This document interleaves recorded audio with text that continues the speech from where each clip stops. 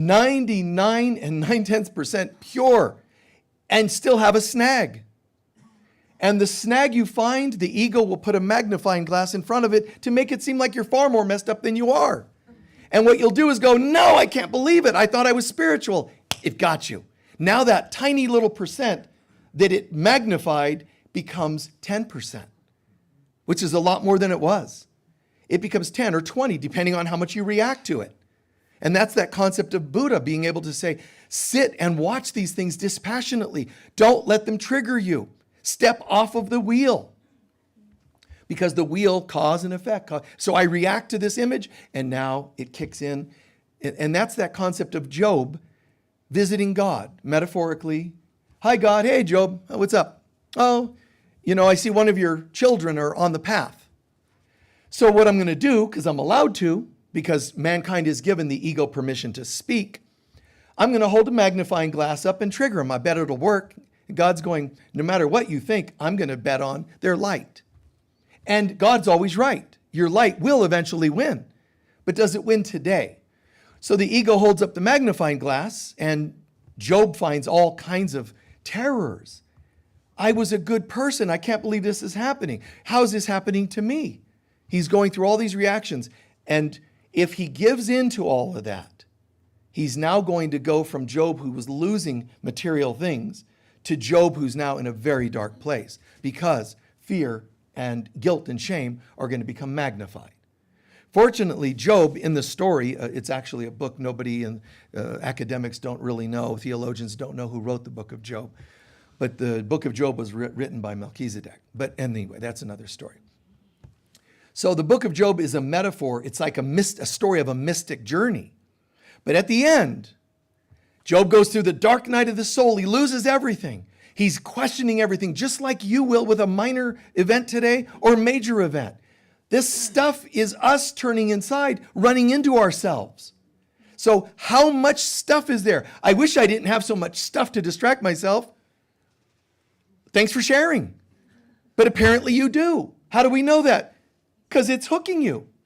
You can't have my hooks, I can't have yours. Some of you are like, I could walk through a wall of fire to save people in a burning building. Others are like, I hate matches. You can't handle this much heat. That doesn't make you better. It's just we have our different things. Your evolution is going to depend on your walking through those tests, those challenges. And it looks like I'm standing here and things are happening. And it looks like that. I get it. But what's really happening is I'm walking into myself. And those things that are happening are little bits of me. You still got a little betrayal. You still have a little this, a little anger, a little, whatever it happens to be. Low self-worth, financial issues, illness. None of these can happen if they're not in you. You guys said it's all within us. Well, that's how it is. Now, you also said you believe in angels. Well, where the heck are they? Why aren't they picking off with angelic arrows these little weird things that are in my energy field? And while I'm sleeping, so I don't have to hear bing, bing, So the angels should be protecting me. No. You have to get to that part of yourself where you find your angels. They don't just get to show up. So some people talk about, what it's all about, man. What are you doing lately? Oh, I'm really on the spiritual path. I'm really studying. Wow, that's great. What are you into? Oh, vibration. Everything's about you. No, it isn't. You don't just go, I think I'm going to hold the battery cables on my car and raise my vibration. You don't just raise your vibration. You have no vibration that isn't compatible to your consciousness. Your consciousness determines the vibration. You take a musician that knows how to play an instrument and you say, can you play, a certain note, C minor, whatever it is. The musician plays that note, but it was the musician who decided or chose how to play that note. Yes, I know how, or I don't know how. Well, if they know how, they play that note, violin or whatever it's on. They play that note. Well, that's the vibration. But the vibration they played still came from them, the chooser, right? So when we say, I want to raise my vibration, these teachers that use these fancy, cool terms, they have no clue of what they're saying. How do you do that? Well, there's an herbal formula I'll sell you that will not raise your vibration. It could synthetically replicate raising your vibration. There's all kinds of things that can replicate changing your mind, your brain. Lobotomies will do it, but I don't recommend it. So what does it mean to change your vibration? Guys, you have to change your consciousness. Now, as I change my consciousness, here's what happens. It changes what I find when I go inside. And sometimes, frightening little things. I still have addiction. That's in my shadow. I still have anger. It's in my shadow. It's like saying it's in a layer of my aura. I turn within and I'm going to find those, even entities. You're not bad that you might have an entity, an attachment of some kind. They're parts of your experience and they're left hanging and they need resolved. So you walk into yourself and you say, get out. No vacancy. You see? You command, but what do you command? A new level of consciousness. Part of me used to be like, oh my God, addiction, entities. You have to say, God, if God is with me, what could be against me? You turn in, you go inside and you say, hey, out, move it, be gone. See, you have to face those demons, figurative or literal, and cast them out. Now you get to move in further. Your consciousness is higher because you took it higher in your decisions, in your beliefs. You became something greater. Now, all of us, there's people saying, well, but I have a friend who sees angels and they're not even likable. Something in them has believed that they can reach that level. It doesn't mean they're saintly. It means that that's a navigation that they found at some point in one of their lifetimes, and so it's their thing. Somebody out there is prosperous. Prosperity is another layer of these things that we go through. Poverty consciousness, more abundance. Yeah, but that implies that abundant people are spiritual. No, it means only that somehow they've penetrated that peace. That's all. It doesn't mean they're perfect. And besides, why are you worrying about how perfect or not they are and how abundant? What about you? So it can get to the point where we can just erase all of those snags. That's not a bad idea because people live either in fear, in faith, or in knowingness. Fear, faith, knowingness. Fear-based people are the ones, I'm afraid of my demons, I'm afraid of my addiction. Now you might say, I'm not afraid of them. The fact that you have them means there's a trigger. There's something with those things, whether it's ex-husbands, ex-wives, whatever the story might be, the triggers. Those are my broken pieces, but that still represents fear. They're my hurts, my wounds. We use the word fear to kind of umbrella over all those things, but name it anything you want, the negatives of your life. But fear, faith, knowing. Fear, lack, illness, hurt, wounds, triggers, past life, stuff unresolved, childhood issues. That's all this level. Faith doesn't mean walking in faith of religion. Faith means I'm on the spiritual path either because I just joined God on the spiritual path or I had a transformational experience that got me there. Whatever it is, I'm walking in faith, meaning greater faith in reality, truth. I'm not home, but I'm walking in faith. If it was walking in an absolute knowingness, we wouldn't have to call it faith because faith implies I'm not totally there yet, but I'm believing, right? So do you walk in fear, faith, or knowingness? Now, some of us that are just cosmic individuals love to go, knowingness, that's me. No, listen, if you were in absolute knowingness, you would not be able to hold the particles of your body together because you would be so filled with light. I mean, that's just the way it is. Did Michael just say it's impossible to reach knowingness? No, I'm not saying that. I'm saying it's almost impossible because your body couldn't hold itself together because you would be so bursting in divinity. What about Jesus? Jesus had to work hard to keep his body held together. So he's holding. Hi guys, how are you all doing? Oh, we're having lunch. Holding. Oh, Matthew, that wasn't very nice. Make up with Peter. Holding. Magdalene, nice to see you. Looking good. Holding. There's all this holding, and then he finally gets crucified, stuck in the tomb, and he goes, free at last. Thank God Almighty, we are free at last. And he bursts into light, and it imprints his burial cloth with his image, which would have been funny if he'd have went, hey, Wouldn't that be funny? Just like Jesus going, right? That'd have been cool. I'm just saying, could have been funnier. So we are journeying into our deeper parts. Now, the ultimate core, when you journey and find who you really are, it's the Christ self, the highest consciousness you can reach, as Yogananda says as well. The highest level of consciousness.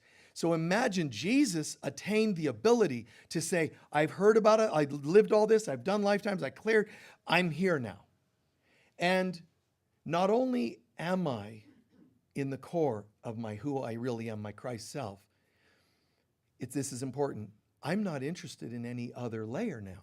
See, some of us go, I really love the Christ thing, but I kind of like this piece and this piece. You get to the point, which I pointed out in the last couple services, that concept of if you really want to make a change, you have to see the valuelessness of what you no longer want. You cannot stop eating, drinking, whatever your addiction, until you realize its valuelessness.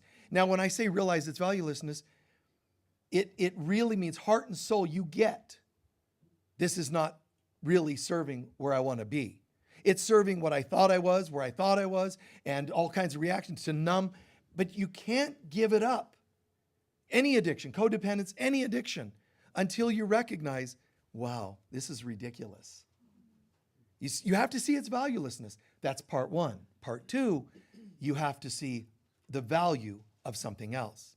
You can't just give up drinking. You have to see its valuelessness.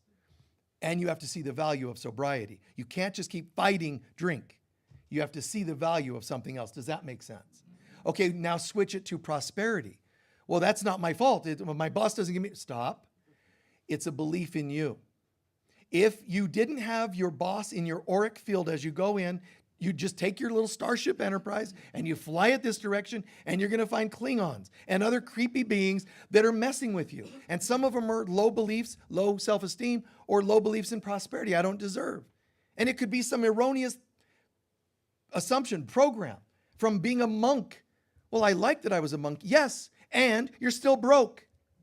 So can you say, I'd like to be a prosperous monk? Yes, you're allowed. Well, I was a nun, therefore I tend to not have really joy-filled, passionate partnerships. Right, still getting none. So at some point, can you say, I want to be a nun with some fun? So let me have God and, is that allowed? I'm telling you, God has no issue with whichever one you do. God's only going to say, and are you happy? You say you want to have a little, play. Are you happy, or are you just reacting?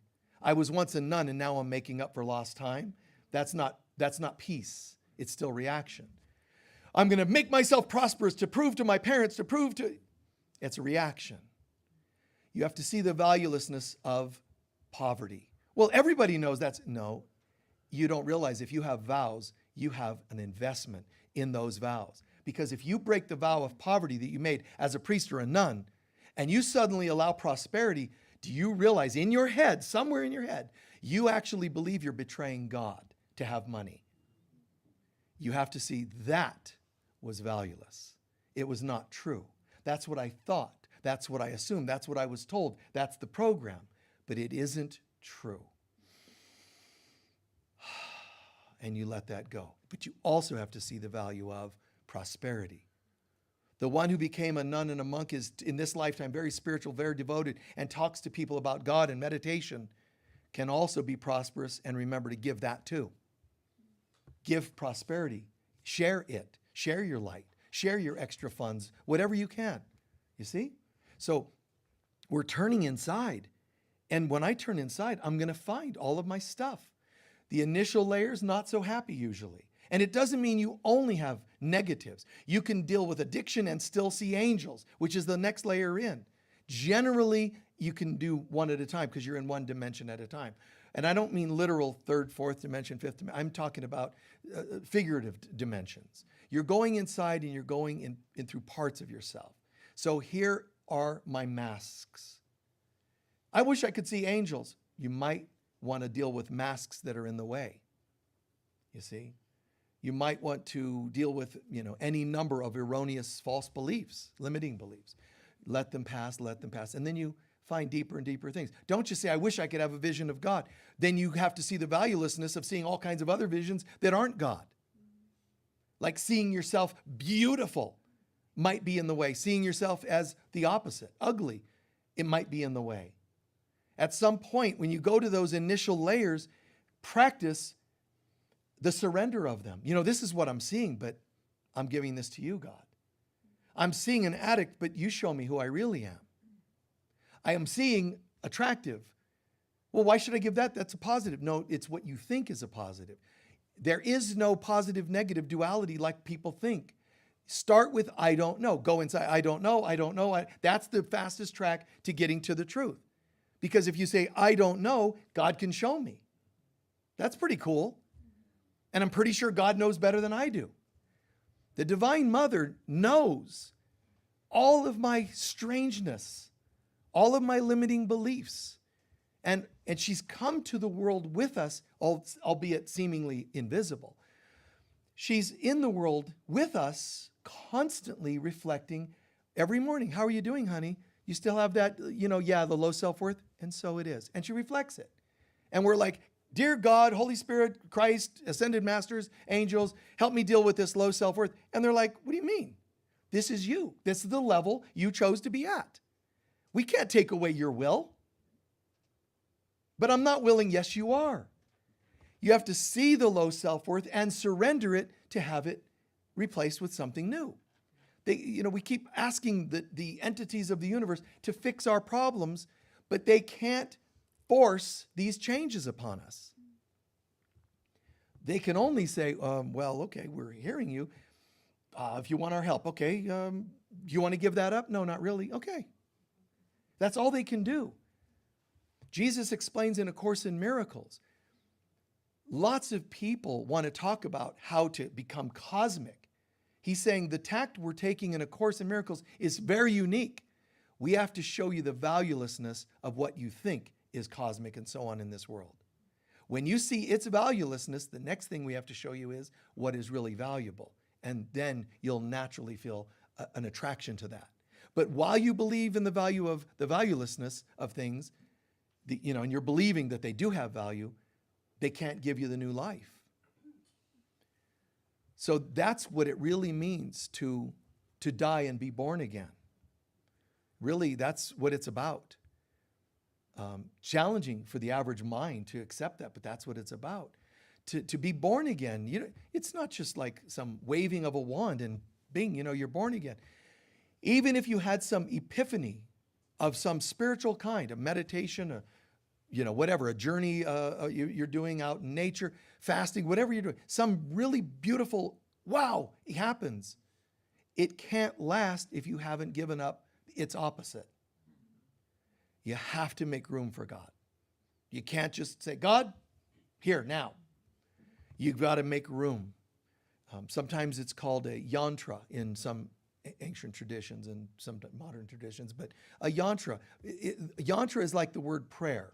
And if you don't know, the word prayer, when translated properly, although not properly, the word prayer means to trap God. Well, that's a weird word. Hey, God, how you doing?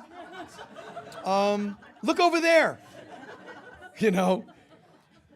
But if you just alter the wording slightly, to capture, you see, to grasp God. That's what prayer is. In the Far Eastern traditions called a yantra, it's like creating a sacred space in which God itself would find irresistible. And it would come here and be in that space, which could be my prayer space and my meditation space. So now, God's here. That's why they sometimes do diagrams, pentagrams in pagan traditions on the ground and do their little rituals in it. They're trying to capture some of the essence of something, whether it's good or evil. Obviously, it doesn't behoove a person's soul to try to capture evil, but that's what they do. They draw these pentagrams, do certain prayers, and try to capture in their prayers, chants, mantras, whatever they're doing.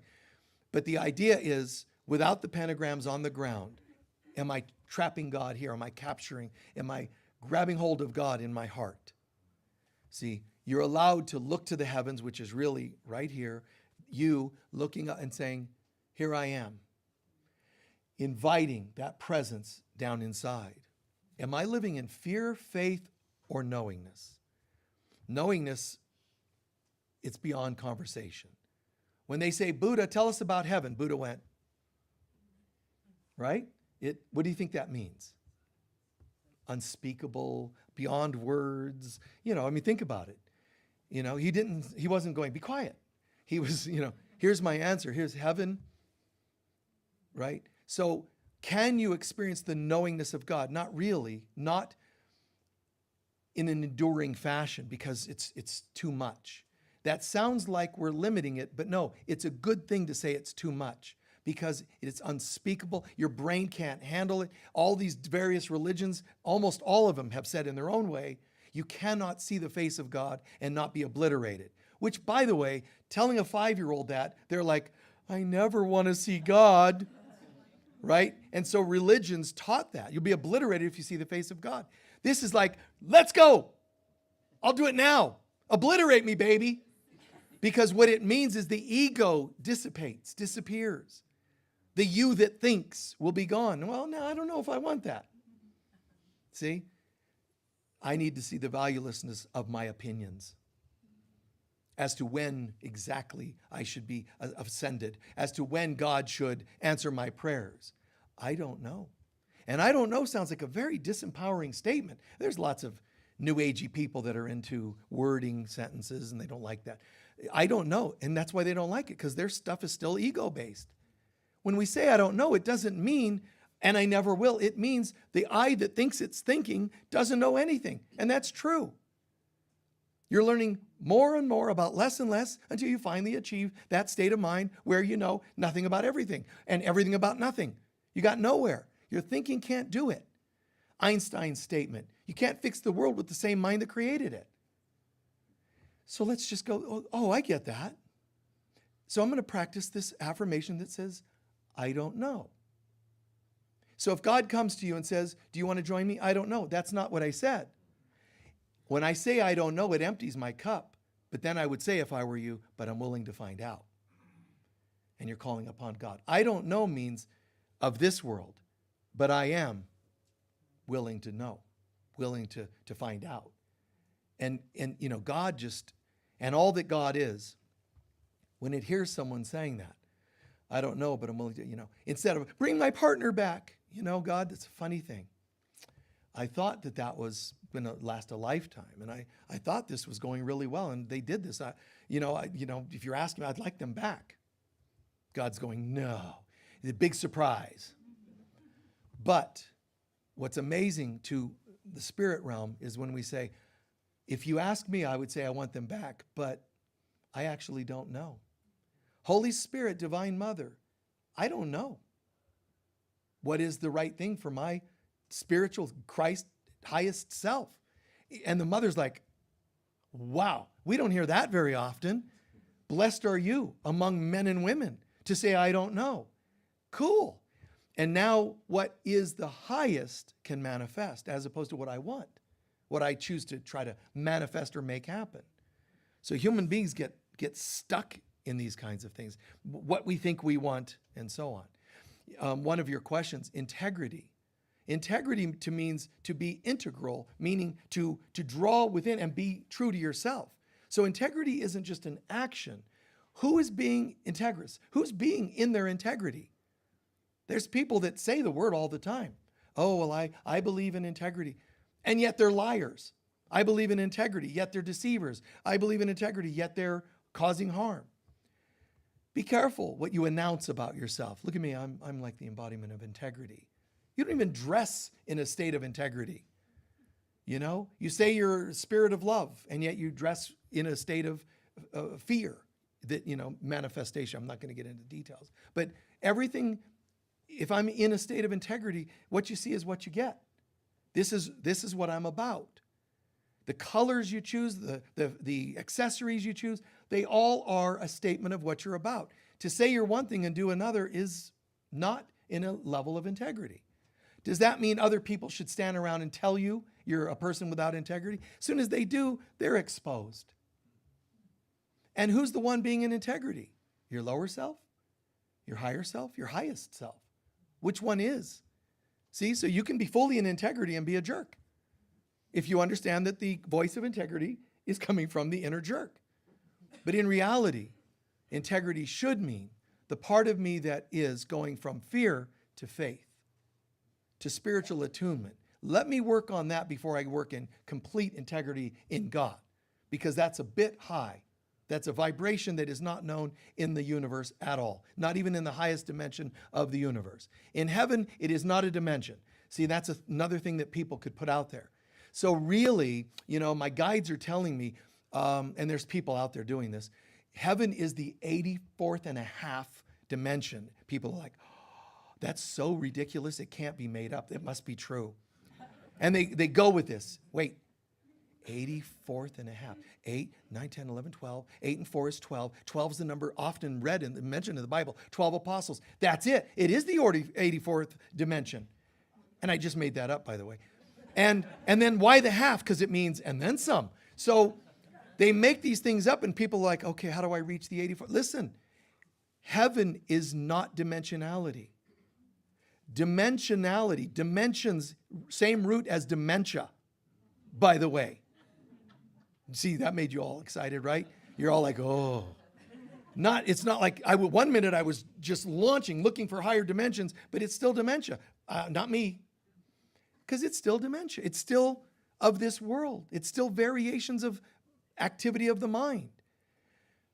We are our origins from a place that is beyond dimensionality at all.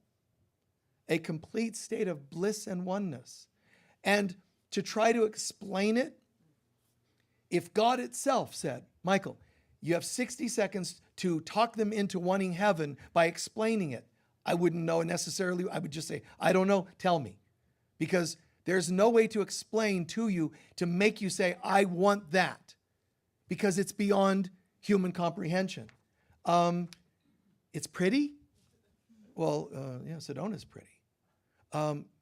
Yeah, but there's no roundabouts. Okay. You can try and manipulate the conversation, but I can't tell you in a way that would make you say, I know what I don't want, and now you're explaining heaven is what I do really want. I can't give you that half yet because we're still talking and living as human beings the world of what we don't want, the world of fear and faith. Faith means, in a sense, the hope, but the hope of what? The rest can't be described. I can tell you it's a state of bliss. And you know what some people do? Yeah, but what if I get bored being blissful? Never mind. See, I can't explain anymore because that's the human brain kicks in. Eternal bliss. Well, that's just like being eternally stoned. Like, how's it different? I can't explain it then. What if you're one with all, but I don't like some of them? This is what the human mind does. You'll be in a state of constant meditative bliss. Oh, God, that sounds like I'd get sore after a while just sitting there. You're not in a body. Oh, wait a minute. What am I then? Like a floating orb of light? That doesn't attract me. You'll be everywhere at once. That sounds hyper-stimulating. I can't explain that, so let's laugh about it instead. What we can do is explain, do you really want to keep living in fear? And we have to learn to convince ourselves, not talk ourselves, it's different, to really get, this is not attractive to me. And walking in the light of God, faith, I do like that idea. And that's where I'm going. So then let's move there. And when you walk in that greater life of faith, path of faith, you're going to see things that are at that dimensionality. While I'm still believing in the value of lower dimensionality, the initial parts of myself, I'm going to experience them. Some of them are going to be, I'm very kind of clear, but there's a little snag, a little lesson once in a while. That's going to happen, even if you're years onto the path. It's okay. Don't try to impose perfection on this bizarre maze that we live in. So go pursue. Fast when you see this stuff happening. Forgive when you see this happening. This stuff here at the lowest level is your crucifixions. You want resurrection? That's the next level, the path of faith. And that's you resurrect. Resurrect what? You come out of the addiction, not with chewing your nails. You come out of it going, wow, what a weird dream was that? Like it has no interest in me. Not only does it not have a place or interest in me, I love the opposite. I really get it. What if you slip? Party weekend. Or you go back and date that person you know was unhealthy. Then that's what you've done. You've slipped, oops. And if it were me, I would say, dang it, that means part of me still finds that attractive. What attractive? An abusive partner, a cheating partner that said, no, this time I mean it. Just laugh and say, get behind me, Satan, metaphorically. Don't actually say that, but just move aside. Here's an addiction. Well, but listen, you have no real purpose. We can make you feel more relaxed, but it doesn't work because as soon as you fade away and the effects fade off, I'm back to anxiety again. So you're not actually a solution. But love you, mean it, peace out, bye. I'm going here. Faith. My faith in who I am. My faith in love, forgiveness. That's my resurrection. That's how I get it. But you can't jump from being in the mess to, I want knowingness of God. I want that second one. Resurrection, peace, love, joy.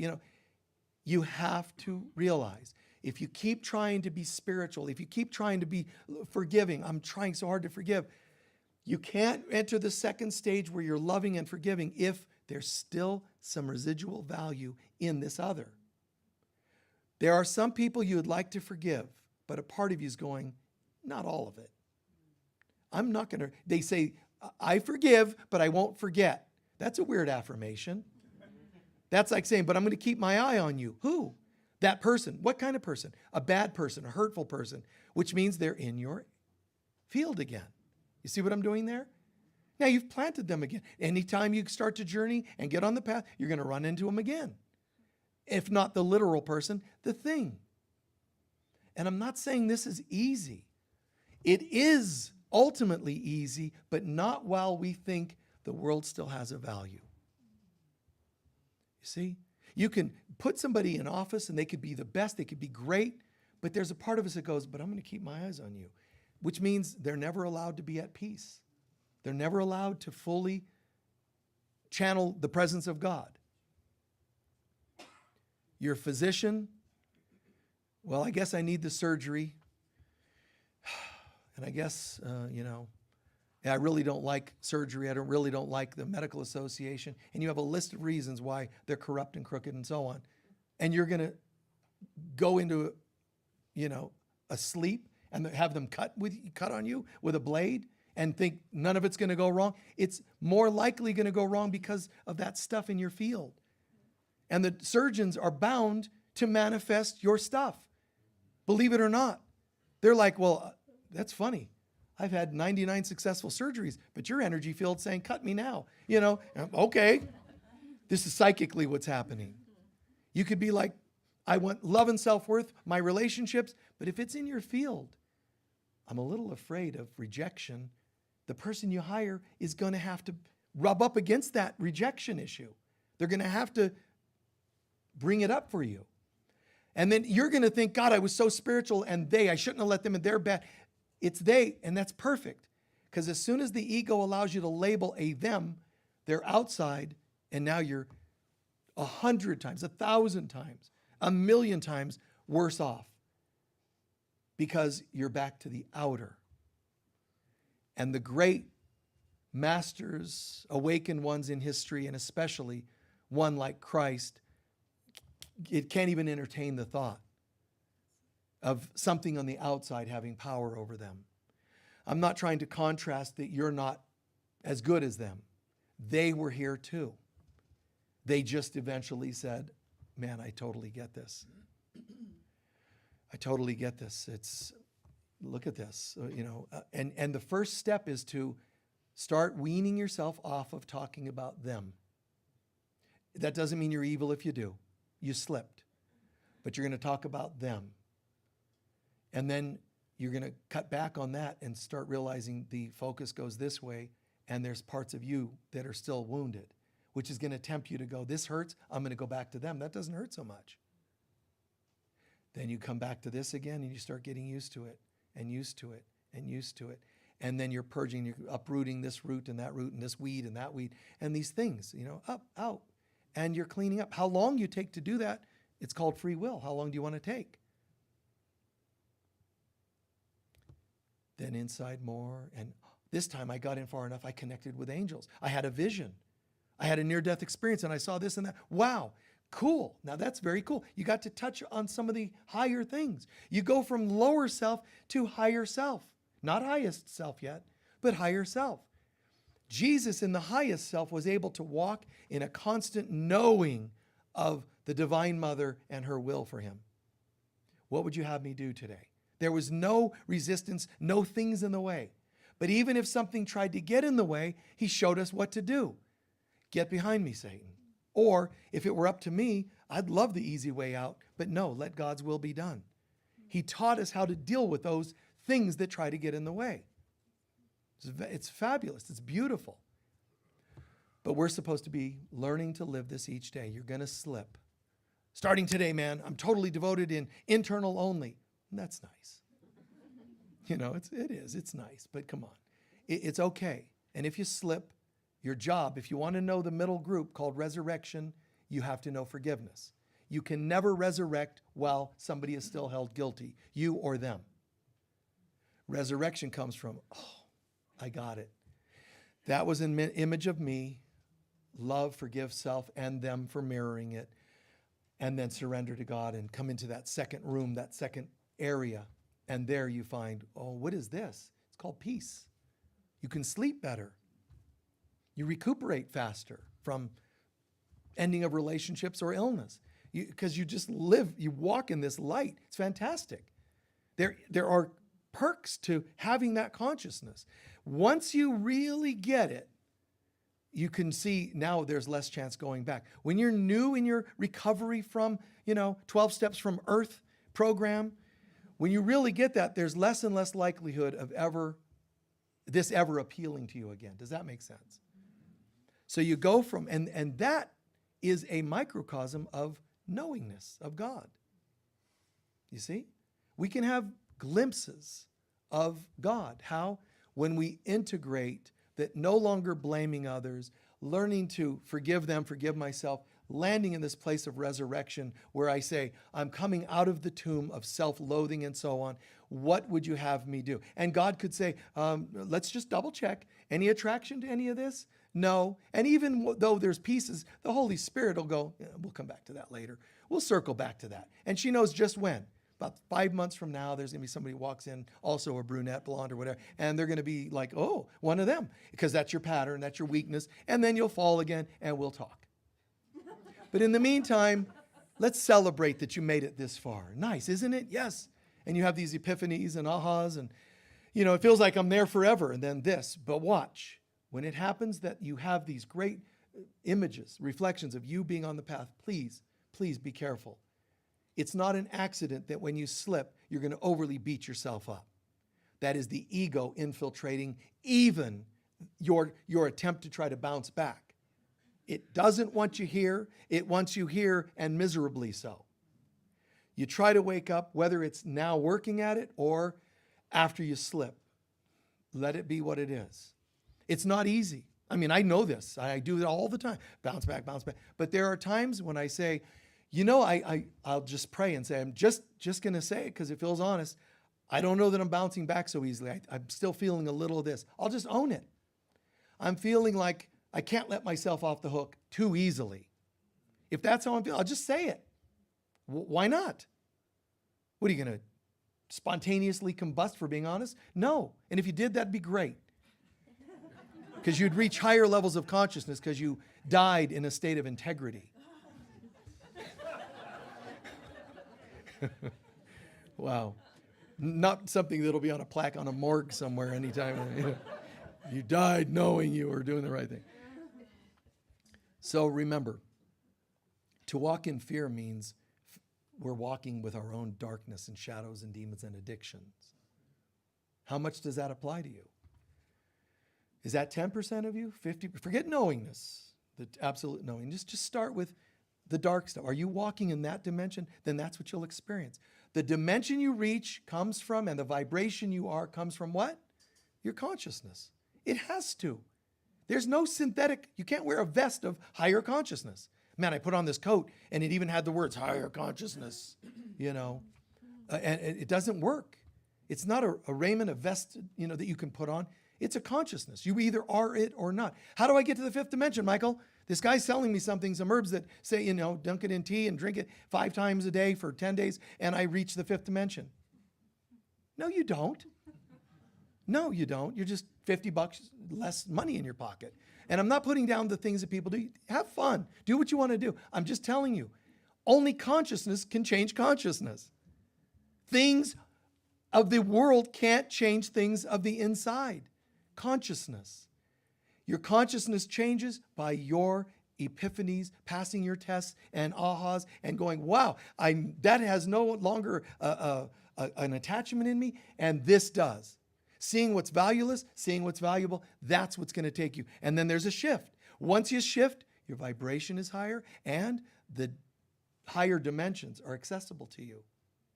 Well, I heard that if you take a certain something, you reach higher dimensions. No, you just reach other dimension variations of this dimension. You're still in the ego world. Yeah, it's cool. Color pictures and, you can see words coming out, you can smell sounds and, all your senses get heightened. That's really cool. Except it goes away when you stop taking that thing. And it was not real anyway. You want it to be real, it has to be consciousness. And nothing but love and forgiveness can change consciousness.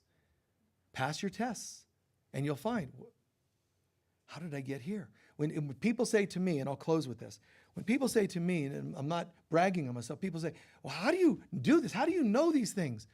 One thing I've known since I was young was I'm sincere. And I know that my sincerity to want to help people has actually been part of what gave me permission to access those higher dimensions. Does that make sense?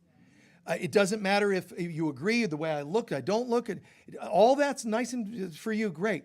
What I knew, no matter a person liked me or didn't like me, I always knew my sincerity was there. I'm in the right place in here. And I know that that gave me some access to higher dimensions. Even if I screw up once in a while, they cannot, no being of spirit or body can ever say, no, you was totally insincere. That part I know, and that part I feel comfortable having known. You see that? So watch for those inconsistencies, those inner conflicts, and try not to judge yourself for them. You want to raise your ability to access that. Where's your sincerity? Do you really want to know? Well, no, it's a fad. It's an exciting thing. I want to sit, in a circle on the Red Rocks and chant. Yeah, but why? Well, because it's fun. I'm going to hang out with other people. So that's the highest you want. That's the highest you'll get. I've always known there is a God that answers prayers. Therefore, if I pray, I know my answers are getting there. And because of the sincerity, the mother can speak to me more directly. I can stand and you can say, can you talk about this, and then it just happens. That doesn't come from a talent of some kind. It doesn't come from an academic training. I don't sit at home and try to memorize speeches, which should be pretty evident. It doesn't work that way. So I just know for me, you have to ask yourself, what is going to be my talent, my way of tethering to that higher consciousness? What is my gift? Well, I'm extra intuitive. I'm extra sensitive. I'm a vision person. I'm a seer. Whatever is your thing. I'm a parent. I'm nurturing. Whatever are some of those gifts you have, those things can help you tether to that higher level. So let those gifts be used by you. And you say, I'm a very mothering, nurturing, compassionate person. Good. Let that take you here. How? By not acting contrary to yourself. You said you're nurturing, loving, compassionate. So when you slip, why don't you apply some of that on yourself? Well, I didn't know I could apply. I thought it was just for others. Oops. Now you have another link, another tie, cord, so to speak, to God. Okay? All right. Please take a few centering breaths.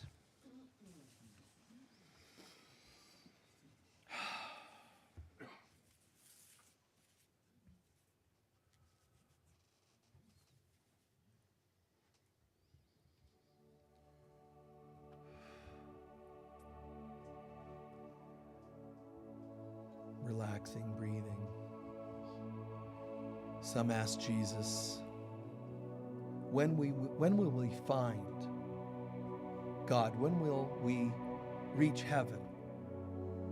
And he answers, when you want nothing else. And there's a story of a monk, we'll call it a senior monk, a master, a yogi, and he has a chela or student come to him, a seeker. How can I find God? How can I reach oneness, attain heaven in consciousness?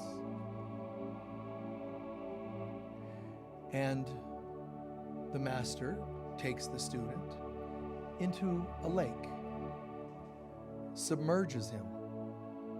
And the monk, of course, is very accommodating. Oh, wow, I'm being baptized. He goes underwater, sits underwater on the bottom of the lake, and he's holding himself in position, just sitting in the traditional, like, I'm opening my hands, I'm imagining my heart open. He's doing all these cool things to make sure, wow, look at how cool this looks. Then he starts to get bored and wonder, how much longer am I going to be held under here? Now he's going from, look how cool I am. I'm doing a spiritual practice. Now he's kind of annoyed, concerned. Pretty soon, he's needing air. He can't breathe. And he's noticing the master is actually still holding him under, forcibly holding him under. Not just submerging him, holding him under. Now he wants air, and he's trying to get out, and the master keeps holding him under. Now he's fighting for air, and the master holds him under. Gets down to the last second when he will not live if he doesn't get air, and he forces himself up, and he's coming out of the water, breathing hard. And the master said, when you want God that badly, that's when you'll find him. That said, take a moment and look at yourself. Just take the last week or month. Look at any times you slipped, verbally, mentally, behaviorally, personally, to yourself or others. This is the dimension of fear. If you did any of these things to others, yourself, whatever, offensive, defensive, it is the dimension of hell. Please understand that. You were still finding yourself attracted to that realm. Please, don't fight it, deny it, minimize it. Just own it for a moment. If you own it, you can turn it around. Still attracted. Yeah, but I wouldn't have been if only. Stop. Just, it happened. There's still an attraction, or you wouldn't have gone there. But it is the dimension of hell. It is the realm of crucifixion.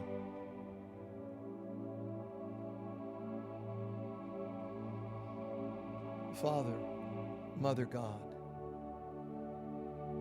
how insane I've been to participate in such anger, hurt, hatred, rejection, betrayal, backstabbing, etc. Whatever it was. How ridiculous getting into the politics of stuff, resenting authority like medicine, That's all the realm of crucifixion. And I don't accidentally slip and find myself there. Other people didn't pull me there like it seems. I see that I have a bit of an attraction to that. And it's not healthy, and it's not what I really want. So I ask you, God, not to forgive me. You've already done that because this isn't in your perspective. But I'm asking you to help me to be as forgiving as you are towards me and others. Immediately, my vibration begins to change because my consciousness is changing. When my vibration changes, the vibration starts attracting me to a different place. So I'm naturally feeling light, buoyant, and I'm just rising out of hell. But can I believe that this is possible? If I don't believe it's possible, I'm going to anchor myself back because I find it valuable to believe that it can't be that easy. Well, no, I'm going to go for it. I feel buoyant and light. I am responsible. I take responsibility. I'm just not going to destroy myself over it and crucify myself. I see it. I'm giving it to you, God.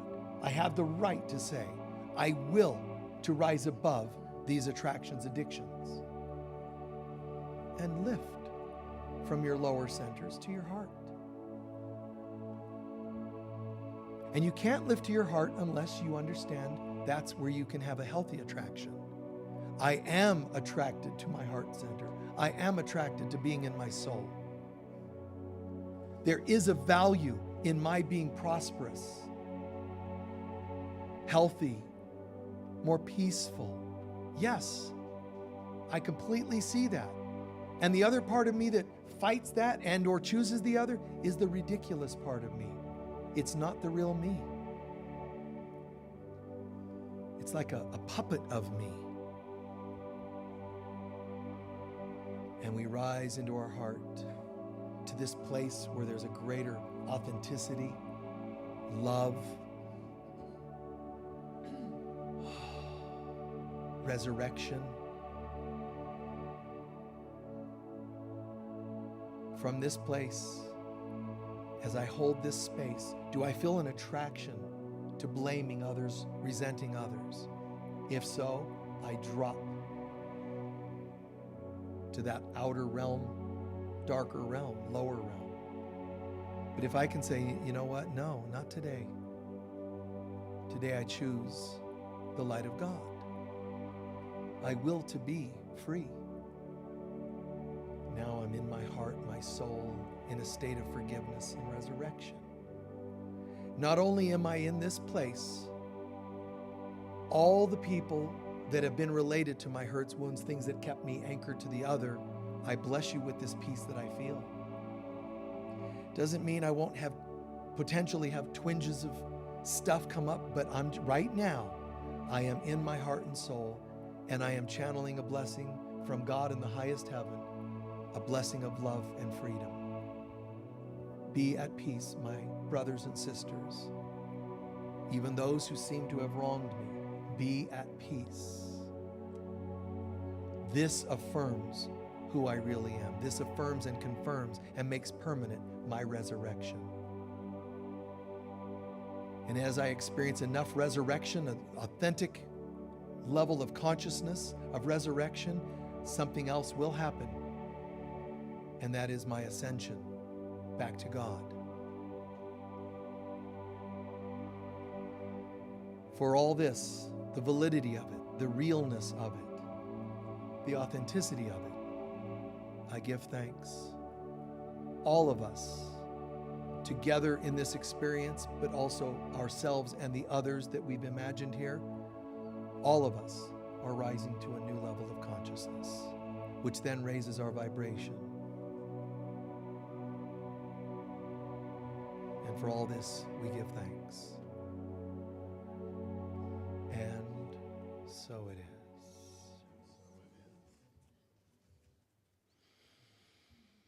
Just take a moment, let that integrate a bit more. We're going to do our closing prayer in a moment. Just let that integrate. What did you get from that? What did you learn from that? What did you experience from that? Soak that in. Yes? It's all practice. Continuing. It's a continual practice of rising to higher levels of consciousness. Absolutely. Who else had there? Yes. How do I know that I'm still attracted to the fear realm? Because I'm reacting to it. How do you know when you're still attracted to the fear realm?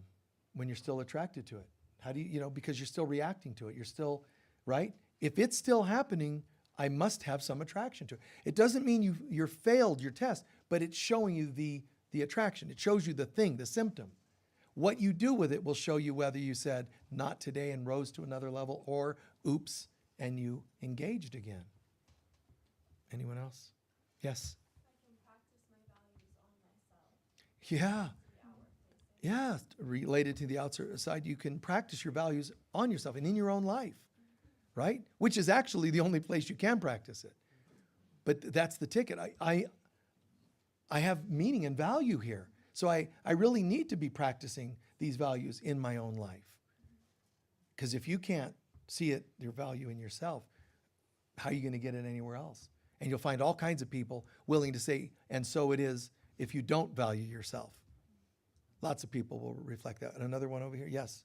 I really enjoyed the metaphor of fasting from bad behavior. The metaphor of fasting from bad behavior. Yeah. Code. Right. Fasting was never supposed to be a food thing. It was always supposed to be a consciousness thing. But humans, they make it as mundane as possible. Jesus says if you fast for 10 days, you will ascend to heaven. And I went 10 days without listening to music. I thought that was going to get it. No. Who told you that? You just make stuff up. Don't eat food. Well, food's not even real. How could that be a part of your deepest level of fasting? Right? I mean, fasting means technically your ego. Oh, that doesn't sound fun at all. You expect me to not listen to the voice of it? No, I expect you to just try. Just to get used to seeing that you have the power to say, yeah, I feel my stomach's hungry, but I don't have a stomach nor a body. So fill me with your spirit, God. Try it. And then good, I made it through that moment. And then here comes some waves of memory of abuse. Does that feed my soul? No. So let's look at it. Let's apply love, forgiveness, whatever happens to be right for you in the moment. Let it go. And you passed another test of, fasting. Jesus in the desert. Yes, he fasted, food and water, the whole bit. But the ultimate fast is one you heard about, where the ego appears and tempts him with all kinds of distractions. And he says, that is not what feeds me. So no to all those things that the ego's trying to say. You know what you really need? A TV with a ball game and a, six-pack.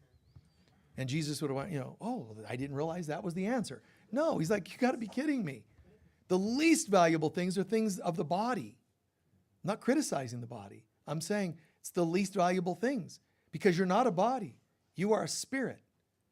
So fast the things of the outside so you can get a bit of a faster track to the inside. All right, thank you. We're going to take up our collection and do our closing prayer. Please, folks, just be as generous as you can be. And I know a lot of you have been shifting that, and we really, really appreciate that.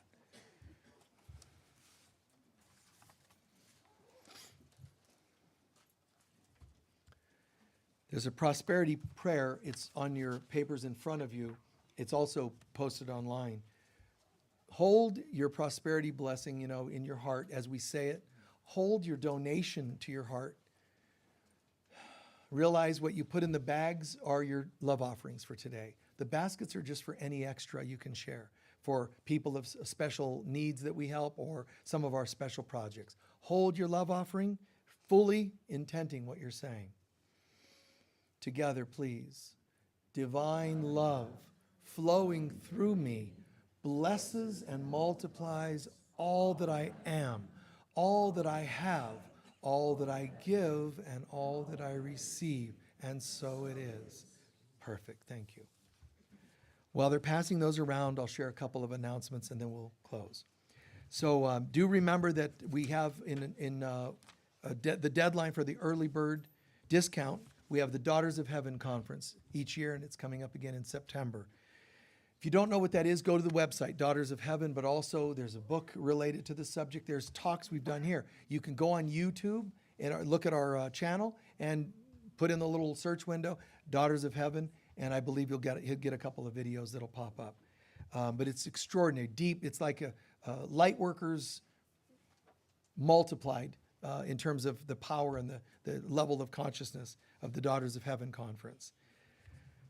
Today after service is our monthly membership meeting. Whether you're online or in the room, it'll only take 5-10 minutes. If you'd like to become a member, which helps you stay more informed of what we're doing and place a vote on certain things that we're doing, we'd love to have you as a member. You just go into the meeting room back there after service, probably 5-10 minutes after service, and we'll take it from there and tell you a little bit more about how to become a member. And they'll have it on screen so you can watch. If you want to be a member, there'll be a link there for you.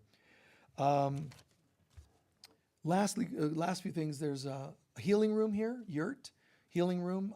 Crystal bed is in there if you'd like to come by during the week. You can lay there and just kind of allow this very, very extraordinarily powerful experience with the crystal bed and the chakras, the crystals over each chakra, and it's very, very powerful stuff.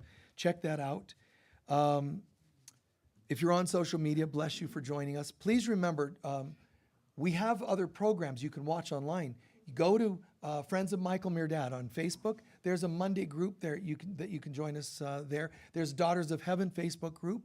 Every other Saturday we do a program there. So we have other things that go on that you can participate in. We also have the Enchanted Healing Room, and that's just a block away if you want to receive any kind of profound healing, Reiki, cranial sacral work, massage. Several different practitioners work out of there. So you can sign up, learn more about it in the foyer. Let's see, the Spiritual Healing, Counseling, and Mentoring Circle. That's one we do every other Wednesday. That's in here and online. So we have a circle here where people can bring up things they're struggling with, things that friends of theirs are struggling with. It's almost like a meeting of healers, counselors, and just lay individuals who want to take their healing to another level. But also it involves learning how to help other people reach deeper levels of healing. So that's every other Wednesday, and that's this Wednesday. And yes, we did that one. And lastly, through your recent donations, by the way, we're putting, you may have already seen it, the Divine Mother and Mother Mary Garden out here. It's probably 2/3 done. So your donations towards that are fantastic. But we did receive some donations to get that rolling. It's feeling good, it's looking good, and it's just going to keep raising. I have some plans for that to share with you, some kind of exciting things to share with you on that.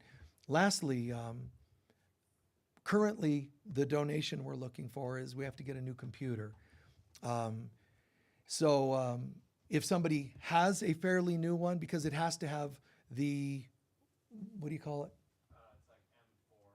It's like M4-ish, but it has to have the stuff. Yeah, the muscles and tendons inside to do what we need the computer to do. It'd be great if it were just a PC. It'd be hundreds, but since it's a Mac that they have to use, it's $80,000. I'm just kidding. It's kind of funny because I announced in the near future, some of us announcing in our Daughters of Heaven group, we're going to do an Apple fast, and I thought I better make it clear that I don't mean fasting from your Apple products. Some people are like, "Oh, really?" Close the PC, close the desktop.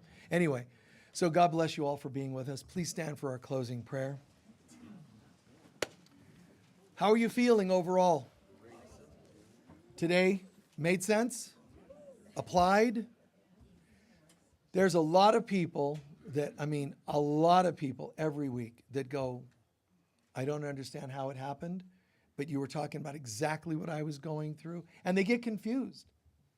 Were you actually picking up on yes, your stuff? You as a person, are that important? Or were you talking to everyone? Yes. Or was it for yourself? Uh-huh. We're in this together, and that's the beauty of it. God, self, and others. That's the perfect channeling.